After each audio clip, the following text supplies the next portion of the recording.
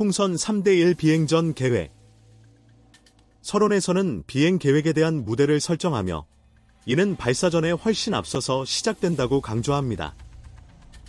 연방항공규정 제14조 제91 103항에 따르면 각 조종사는 해당 비행에 대한 모든 가능한 정보에 익숙해져야 하며 이에는 기상보고서와 예보, 연료 요구량, 비행기에 적합한 다른 신뢰할 수 있는 정보, 비행기 성능에 관한 공항고도 예상값, 비행기 총 중량, 풍속, 기온 등이 포함됩니다.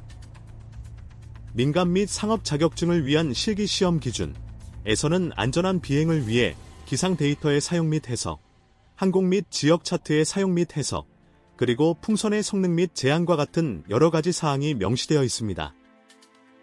비행 목적에 대해 논하면 비행 계획이 목적에 따라 다르다는 것을 이해합니다. 훈련 비행의 경우에는 지도 작업과 성능 계획에 더욱 자세한 주의가 필요합니다. 승객을 태우는 비행의 경우 만남 장소를 지정하고 간식을 계획해야 합니다. 조직된 랠리에 참가하는 경우 특히 기상 동향과 풍향 플로팅에 특별한 주의를 기울여야 하며 조종사가 목표 지점에 도달하고 점수를 얻을 수 있도록 해야 합니다. 이러한 고려사항은 초기 풍선 비행 전 계획 과정의 일부입니다. 이제 기상 고려 사항에 대해 자세히 들어가 보겠습니다. 숙련된 풍선 조종사는 일반적으로 발사 몇 일 전부터 기상을 연구하여 기상 동향, 사이클 및 기상 보고서 정보와 실제 기상과의 상관관계를 이해합니다. 대부분의 기상 보고 정보는 대형 지역을 위해 계산되지만 풍선 비행은 일반적으로 약 15제곱마일의 지역에서 진행됩니다. 풍선 조종사가 기상 전망과 예측과 그것이 지역 비행 지역의 풍속과 환경에 어떻게 영향을 미칠지 연관시킬 때 기상의 영향을 사전 계획 및 풍선 비행에 대한 이해를 갖게 됩니다. 압력 시스템, 제트스트림의 위치와 이동, 전선 활동, 전선 구역 앞과 뒤의 온도, 그리고 풍속에 특별한 주의를 기울여야 합니다.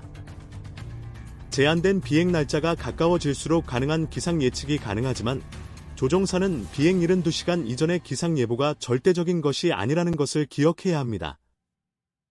지역 및 전국 방송되는 기상 예보 프로그램을 시청하여 비행 시간에 원하는 비행 지역에 영향을 미칠 수 있는 기상 시스템에 대한 통찰력을 얻는 것도 가치가 있습니다. 특정 지역의 기상 정보를 얻기 위해 비공식적인 기상 정보원도 유용할 수 있습니다.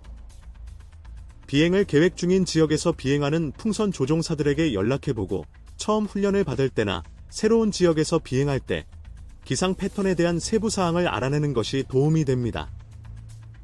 제한된 비행 지역에서 다른 유형의 항공기를 운항하는 조종사도 기상에 대한 정보원이 될 수 있습니다. 이들은 현지 공항의 고정기지 운영자, FBO를 통해 찾을 수 있습니다. 특히 농부와 같이 실외에서 생활하는 사람들은 지역 기상, 가능한 경우 풍선 조종사에게 현지 국립기상서비스, NWS, 사무소를 방문하는 것이 가치가 있습니다. NWS는 기상 계획 과정에서 고려해야 할 여러 가지 기상 제품과 정보원을 제공합니다. NWS 사무소 방문은 브리핑에 사용되는 기상 정보를 제공하는 개인들과 대화할 수 있는 기회를 제공합니다. NWS는 지능적인 비행 결정을 내리기 위해 필요한 제품과 정보를 명확히 설명해 줄 수 있습니다.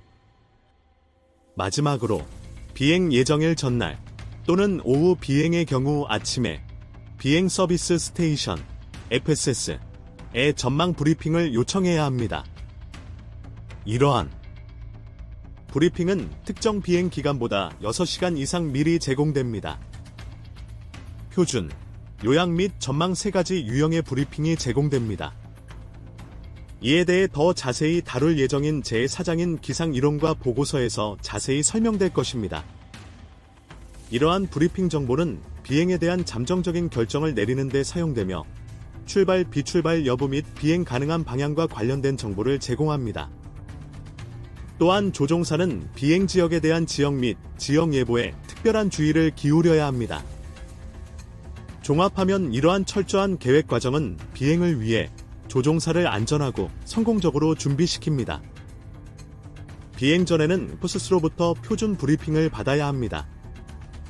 이 브리핑은 가장 최근의 기상 정보와 데이터를 포함하며 다른 정보원을 통해 얻은 정보를 확인하거나 출발, 비출발 결정의 가능성을 검증하는 데 사용됩니다. 또한 출발지 근처에 위치한 터미널 자동정보 서비스, NES, 또는 자동 기상 관측 시스템, AWS와 같은 하나 이상의 자동 기상 보고 사이트를 확인하는 것도 도움이 됩니다.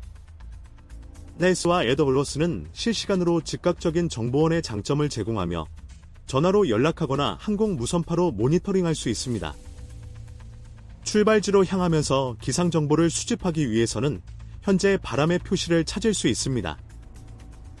예를 들어 나무의 잎이 어떻게 움직이는지, 공장의 굴뚝에서 피어오르는 연기의 방향, 혹은 깃발이 어느 방향으로 흔들리는지 관찰합니다.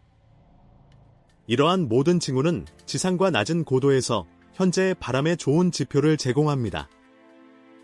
발사장에 도착하거나 가능한 발사장에 도착하면 대부분의 경험 많은 조종사들은 피발, 조종사 풍선을 팽창시키고 방출하여 현장의 풍속과 풍향을 평가합니다. 많은 조종사들은 자신의 주요 비행 지역의 기상 조건에 대한 역사적인 데이터를 수집합니다. 이 데이터를 비행을 시작하는 조종사와 공유하면 경향과 사이클에 대한 다양한 정보를 제공합니다. 개별적인 예측과 실제 경험한 기상을 비교하면 작은 지역의 기상 조건에 대한 이해와 통찰력을 얻을 수 있습니다.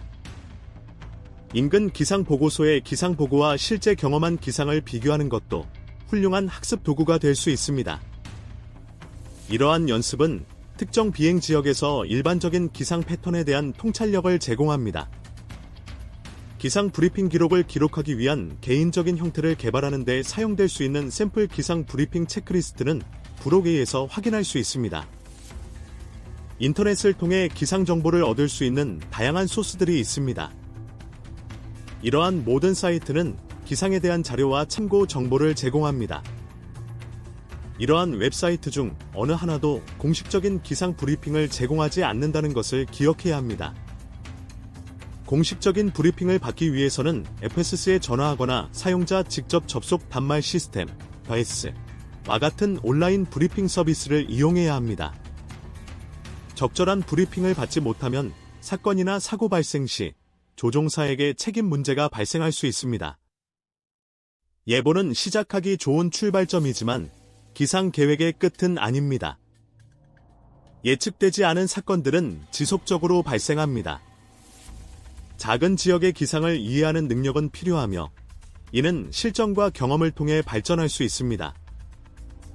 풍선은 일반적으로 일출 후 처음 2시간 내에 비행을 하며 불안정한 조건을 피하기 위해 일어납니다. 일몰 1시간 전 또는 2시간 내에 비행이 가능할 수도 있으며 이때는 열기 효과가 감소하고 바람이 보통 감소하는 시간입니다. 대부분의 풍선 비행은 비교적 안정된 기상 조건과 약한 바람에서 이루어집니다. 대부분의 조종사들은 7매듭 이하의 바람에서 발사하고 비행하는 것을 선호합니다. 풍선 비행은 높은 바람에서도 수행될 수 있지만 바람이 빨라질수록 리스크와 부상의 위험에 노출됨을 인정해야 합니다. 풍선 비행 매뉴얼에는 해당 풍선의 최대 발사 바람 속도가 명시되어 있으며 이 정보와 개인적인 제한사항은 모든 조종사에게 고려사항입니다. 풍선은 중요한 또는 불안정한 기상에서는 비행하지 않습니다.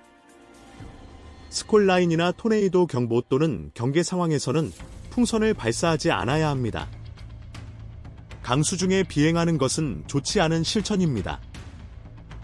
풍선의 빗물 또는 얼어붙은 강수, 이 묻으면 풍선은 젖어 무게가 늘어나게 되며 종종 지폐 한도를 초과하지 않으면서 고도를 유지할 수 없을 정도로 무거워집니다.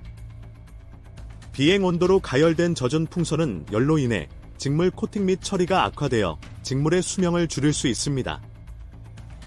풍선이 젖었을 경우 균형점 또는 중립부력까지 열을 적용하여 완전히 건조한 상태로 만들어야 합니다.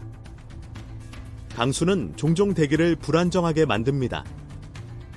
다운드래프트, 돌풍, 우박과 번개 가능성도 따릅니다. 조종사는 비가 오고 있습니다.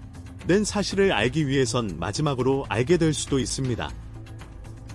지상 크루는 조종사보다 빗물의 흔적을 가장 작은 수준에서 감지할 수 있으며 이 정보를 즉시 조종사에게 알려주어야 합니다. 가능한 강수가 예상되는 경우 비행을 취소하는 것이 가장 좋은 계획입니다.